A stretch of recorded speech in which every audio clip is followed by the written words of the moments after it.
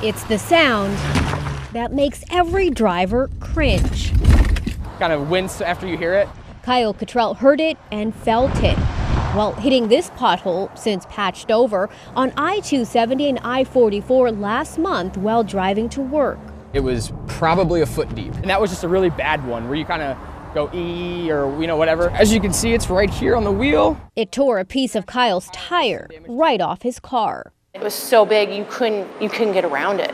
I thought the whole car was going to break down.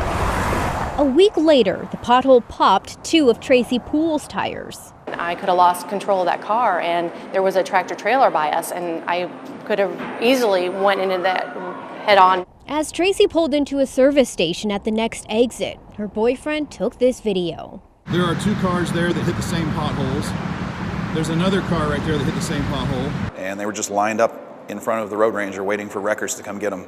At least half a dozen cars. Repairs on just 2 of them totaled more than $1,500. Kyle, Tracy, and 5 other drivers filed claims with MoDOT, but haven't seen a penny. I did expect them to take some responsibility for the problem. It is their road. MoDOT is firmly placing the blame on KCI Construction, contracted to do bridge and road work just down the highway from the pothole. In their denial letter, MoDOT says, quote, during construction projects, the contractor is responsible for any claims arising from or out of the work area. At this point, now I have MoDOT saying that it's the construction company's fault, the construction company saying that it's MoDOT's fault, so I can't really do anything. That's where it gets complicated. In this letter provided to the I-Team, KCI denies responsibility, stating it was, quote, not conducting work on the roadway. I just got the runaround.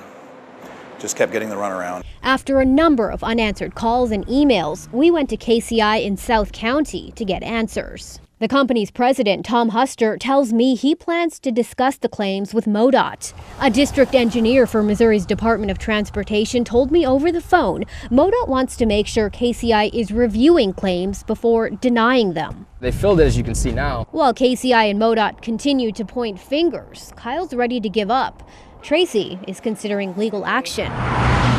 And that massive pothole causing so much damage, well, the I-Team learned the Highway Patrol reported it to MoDOT just hours after this video was taken.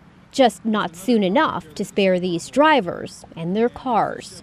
Even if they couldn't get out there right away, at least put up cones and block that area off so that other people are not going to get hit by hit this big, massive pothole. Crews showed up to fill the pothole as Tracy's car was being towed away.